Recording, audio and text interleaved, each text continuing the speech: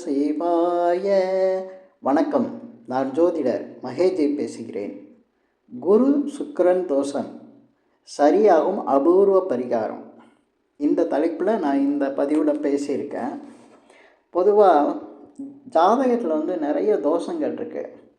அதுலேயே ரொம்ப பாதிப்பை தரக்கூடிய ஒரு தோஷம்னா இந்த குருவும் சுக்கிரனும் ஒரே கட்டத்தில் சேர்ந்து இருக்கிறது. மற்ற கிரகங்கள் எதுவும் சேர்ந்து இருந்தாலும் குருவும் சுக்கிரனும் ஒரே கட்டத்தில் சேர்ந்து இருந்தால் அது மிகப்பெரிய தோஷத்தை தருது. ஆனால் இந்த தோஷத்தை யாரும் கண்டுக்கிறது இல்லை. ஏன்னா குருவும் சுக்கிரனும் சுபகிரகங்களாக இருக்கிறதுனால எல்லாரும் என்ன நினச்சிக்கிறாங்க, குருவும் சுக்கிரனும் ஒன்றா இருந்தால் மிகப்பெரிய அதிர்ஷ்டம், பெரிய யோகத்தை அடைஞ்சிருவாங்க அப்படின்னு அந்த யோகத்தை பற்றியே யோசிச்சிட்ருக்காங்க. ஏன்னா குருவோட காரகத்துவமும் சுக்கிரனோட காரகத்துவமும் ரொம்ப சுபத்தன்மையாக இருக்கும். ஏன்னா குருனா பெரிய அளவில் பணம், சுபகாரியங்கள், நல்ல விஷயம், எந்த ஒரு தோஷம் இருந்தாலும் அதை சரி பண்ணக்கூடிய தத்துவம், இதெல்லாம் காரியம் நல்லதாக நடக்கணும்னா அது குருவை தான் நம்ம எல்லாத்துக்கும் எடுத்துக்கிறோம். அதே போல் சுக்கிரனுங்கிறது சுகபோகங்கள். இந்த உலகத்தில் ஒரு சுகம், இன்பம் அப்படின்னு அனுபவிக்கிறதுன்னா சுக்கிரன் தான். அந்த சுக்கிரன் இல்லைன்னா இந்த உலகத்தில் சுகங்கள் எதுவுமே இருக்காது, ஒரு சந்தோஷங்கிறதே இருக்காது. அப்படிப்பட்ட ரெண்டு கிரகம் இணைஞ்சிருந்தும் இது தோஷத்தை தான் தருது அப்படிங்கிறத யாருமே புரிஞ்சிக்கல. இது குருவும் சுக்கிரனும் வேறு வேறு இடத்துல இருந்து, அதாவது சமசப்தமாக பார்த்துக்கிட்டாலும், அதே போல் குரு இருக்கிற இடத்துல இருந்து, ஏன்னா குருக்கு 3 பார்வை இருக்கிறதுனால குரு இருக்கிற இடத்துலேருந்து 5ஆம் இடத்துல 7, 9ல் சுக்கிரன் இருந்தாலும் அது குரு சுக்கிரன் மாதிரி தான் தெரியும். அது அவ்வளவு தோஷத்தை கொடுக்காது. ஆனால் குருவும் சுக்கிரனும் இணைஞ்சு ஒரே கட்டத்தில் இருந்தாங்கன்னா மிகப்பெரிய தோஷத்தை கொடுத்துருது. இது நான் என்னுடைய வாழ்க்கையிலே நிறைய ஜாதகங்களில் பார்த்து ஆச்சரியப்பட்டிருக்கேன். குருவும் சுக்கிரனும் இணைஞ்சிருந்தால் அதை கஜலட்சுமி யோகம்னு சொல்லுவாங்க. குரு யானையும் சுக்கிரனுங்கிறது லட்சுமியையும் குறிக்கிறதுனால அது கஜலட்சுமி யோகம்னு சொல்லுவாங்க. அப்படிப்பட்ட ஒரு யோகம் மிகப்பெரிய தோஷத்தை கொடுக்குதா? அதுவும் மிகப்பெரிய தோஷம்னா ரொம்ப கஷ்டப்படுத்தும். குரு உங்களுக்கு தெரியும், குருங்கிறவர் தேவகுரு, சுக்கிரனுங்கிறது அசுப குருன்னு சொல்லுவாங்க, அசுரர்களோட குருன்னு சொல்லுவாங்க. இவங்க 2 பேருமே நல்ல தன்மையை தரக்கூடியவங்க தான், சுப கிரகங்கள் தான். ஆனால் 2 பேர் ஒரே இடத்துல இருந்தால் 2 நல்லவங்க, 2 ப்ளஸ்ஸும் மைனஸ் ஆகிற மாதிரி இந்த இணைவு இருக்கிற ஜாதகங்களில் இணைவு இருக்கவங்கள பார்த்திங்கன்னா யோகம்னு நினச்சே வாழ்க்கையில் ரொம்ப கஷ்டப்பட்டுக்கிட்டு இருப்பாங்க. பேங்க்கில் பேலன்ஸு எப்போவுமே மேலே போகவே போகாது. எவ்வளோ பணம் இருந்தாலும் அது ஒரு அளவுக்கு இருக்கும், அதில் கீழே இறங்கிரும். எவ்வளோ பணம் சேர்ந்தாலும் சேராது. பெரிய அளவில் பணம் வந்தாலும் அந்த பணம் செலவாகிற வரையும் அடுத்த பணம் வராது. ஏன்னா இவங்களை முன்னேற்றத்துக்கே விடாது. அது தனஸ்தானத்தில் சம்மந்தப்பட்டுட்டால் இந்த மாதிரி பயங்கர பண விஷயங்களில் கஷ்டத்தை கொடுத்துரும். அதே போல் பார்த்திங்கன்னா சுப காரியங்கள் எதையுமே நடத்த விடாது. முக்கியமாக திருமணத்தை நடத்த விடாது. திருமணமே நடக்காமல் போகும். திருமணத்துக்கு ரொம்ப காலம் கடந்துக்கிட்டே இருக்கும். எல்லா தகுதியும் இருந்தும் திருமணத்துக்கு ரொம்ப கஷ்டத்தை கொடுக்கும். திருமணம் ஆனவங்களுக்கும் பிரச்சனையை உண்டாக்கிடும், பிரிவை கொடுக்கும், ஒரு நிம்மதி இல்லாத வாழ்க்கையை கொடுத்துரும். அதே போல் பார்த்திங்கன்னா சுக்கிரன், குரு வச்சு நம்ம இவ்வளோ சொல்கிறோம். இந்த சுக்கிரன் பார்த்திங்கன்னா வாகனம் சுகபோகங்களுக்கு காரகமாக இருக்கிறதுனால இவருடைய காரகத்துவமான இந்த வாகன சுகத்தை கொடுக்காது. வாகனங்கள் இல்லாமல் பண்ணிடும், வாகனங்களே இருக்காது. அதே போல் பார்த்திங்கன்னா ஒரு 2 வீலரோ காரோ இதெல்லாம் வாங்க முடியாமல் ஒரு தடையை கொடுத்துரும். அதுக்கு வருமானத்துக்கு வழி இல்லாமல் பண்ணும். அதாவது ஒரு பிரச்சனை வரணும்னா அதுக்கு என்னென்ன தொடர்பில் நல்ல விஷயம் இருக்கோ அது எல்லாத்தையும் தடுக்கும். அதே போல் சுகபோகங்கள் கொடுக்காது. ஒரு சொகுசா நல்ல ட்ரெஸ் வாங்குறதோ இல்லை வீடு கட்டுறதோ சுகமாக வாழக்கூடிய நிலையை கொடுக்காது. வாகனங்கள் இல்லாமல் பஸ்ஸில் போகிறது, நடந்து போகிறது, இந்த மாதிரி ஒரு சூழ்நிலையை உருவாக்கக்கூடியது தான் இந்த குரு சுக்கிரன். இவ்வளவு நான் பேசுகிறேன்னா இதெல்லாம் நான் அனுபவங்களில் நிறைய பேரோட லைஃப்பில் பார்த்துக்கிட்டு தான் இருக்கேன். நான் வாழ்க்கையோட இணைஞ்சு இந்த ஜாதகங்களை பார்க்குறதுனால எனக்கு இவ்வளோ பேச வருது. இதெல்லாம் நடக்குது. ஆனால் குரு சுக்கிரன் இதுக்கு ஏதாவது ஒரு பரிகாரம் இருந்தால் சரி பண்ணிடலாமே அப்படின்னு நிறைய பேருக்கு தோணும். ஆனால் நிறைய பேருக்கு இது தோஷங்கிறத தெரியாமல் வச்சுக்கிட்டு இருப்பாங்க. இதுக்கு நான் நிறைய யோசிச்சிருக்கேன். பதிவுகள் போடையிலலாம் இதை பற்றி பேசணும் அப்படின்னு நினச்சிக்கிட்டு இருப்பேன். ஆனால் பதிவுகளில் போடாத அளவுக்கு ஏதோ ஒரு தடை இருந்துக்கிட்டே இருந்துச்சு.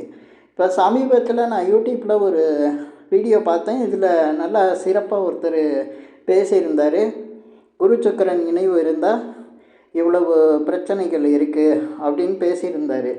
அதே போல் அதை பற்றி அப்புறம் நான் தொடர்றேன். இப்போ இந்த குரு சுக்கிரன் இணைவு இருக்கவங்களுக்கு ஒரே கட்டத்தில் குரு சுக்கிரன் இணைவு இருந்து அவங்களுக்கு ஜாதகத்திலே சில பேருக்கு தோஷம் போயிருக்கும். அது எப்படின்னா, சனி பகவான் அந்த குரு சுக்கிரனை 7ஆம் பார்வையாக பார்த்துருந்தாலோ இல்லை 3ஆம் பார்வையாக பார்த்தாலோ அல்லது சனி பகவான் தன்னுடைய 10ஆம் பார்வையாலோ அந்த இடத்த பார்த்துருந்தாருன்னா அவங்களுக்கு அந்த தோஷம் போயிருக்கும்.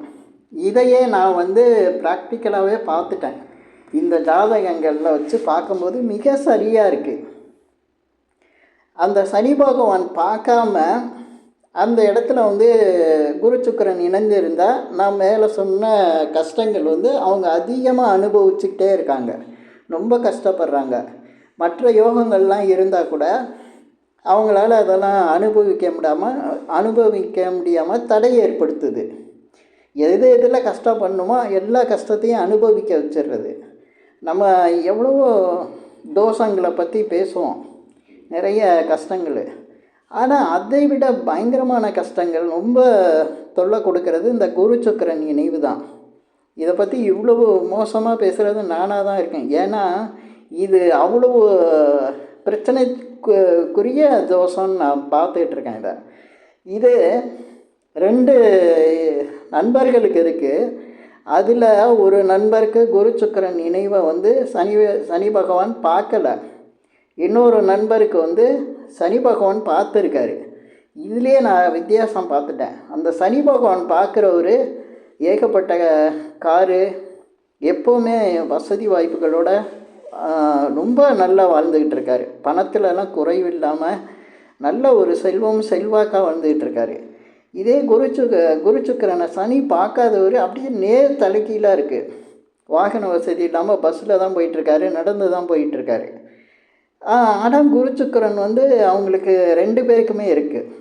ஏன் இவ்வளோ பெரிய வித்தியாசங்கள்? இதை மற்ற ஜாதகங்களையும் நான் பார்த்தேன்னா அந்த சனி பார்த்துருக்கிற குரு சுக்கிரன் மிக சிறப்பாக இருக்காங்க.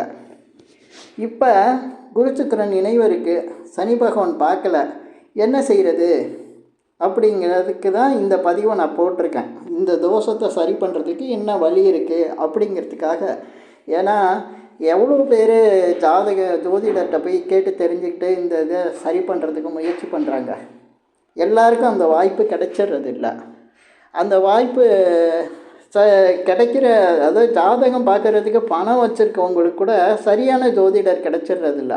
அந்த மாதிரி இந்த மாதிரி விஷயம் தெரிஞ்சு இதுக்கு சரியான தீர்வு சொல்லக்கூடிய ஜோதிடர்களுக்கும் அதிகம் இல்லை. ஏன்னா யூடியூப்பில் நிறைய வருது.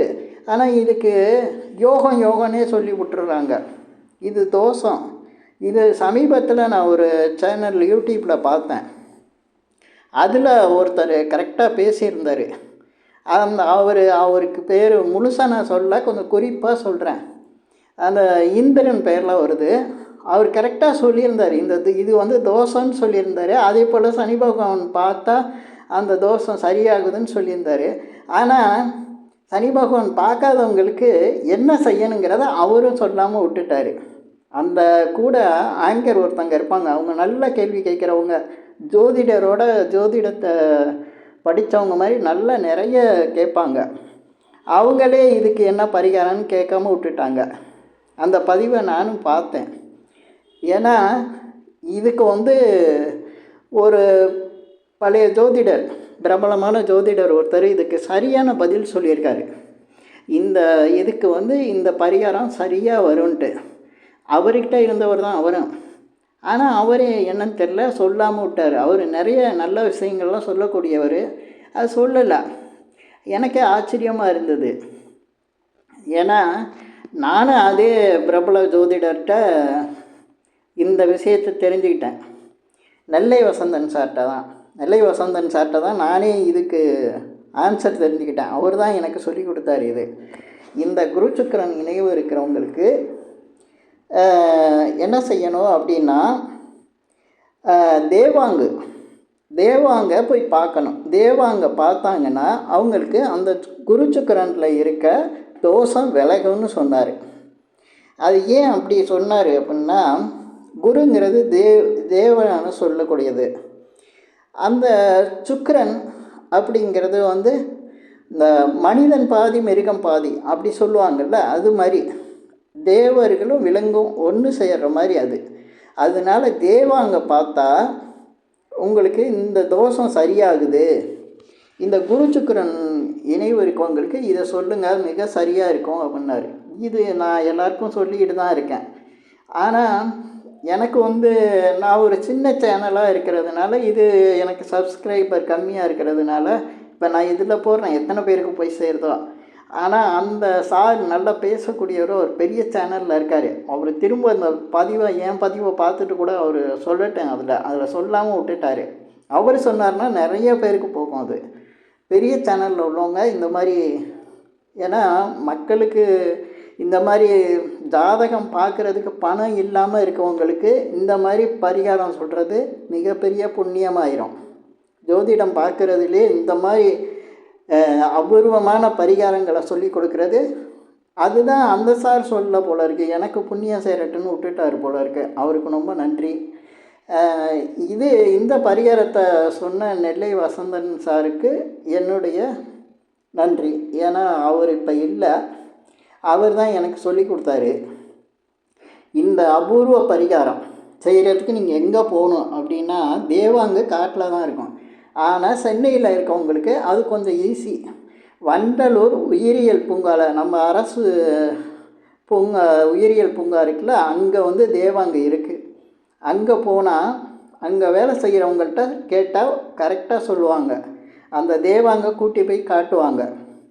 அந்த தேவாங்க எப்படி இருக்குங்கிறதுக்காக தான் நான் இதிலே அந்த படத்தை வச்சுருக்கேன். இது ஒரு அபூர்வ படம். ஆனால் நான் தேடி எடுத்து மிக சரியாக வச்சேன். அதை நீங்கள் இந்த பதிவை பார்க்கும்போதே உங்களுக்கு தோஷம் போகிற மாதிரி அபூர்வமான இந்த படத்தை வச்சுருக்கேன். இதை நீங்கள் பார்த்தாலே அந்த குரு சுக்கிரன் தோஷம் உங்களுக்கு போகிற மாதிரி. அதுக்காக இந்த படத்தை மட்டும் பார்த்துட்டு விட்டுறாதீங்க, நீங்கள் நேரில் போய் பாருங்கள்.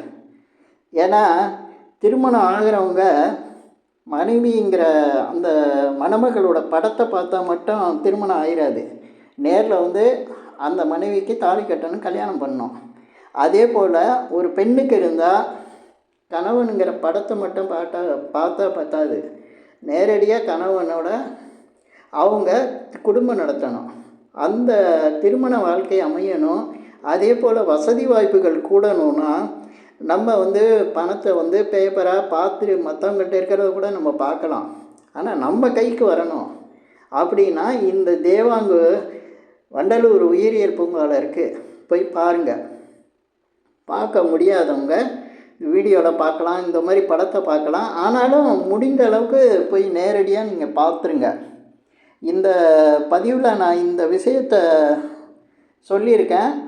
இதை இந்த குரு சுக்கிரன் இணைவு இருக்கிறவங்க பார்த்துட்டு இந்த பரிகாரமாக இதை செஞ்சிங்கன்னா மிக சிறப்பான பலன் கிடைக்கும்.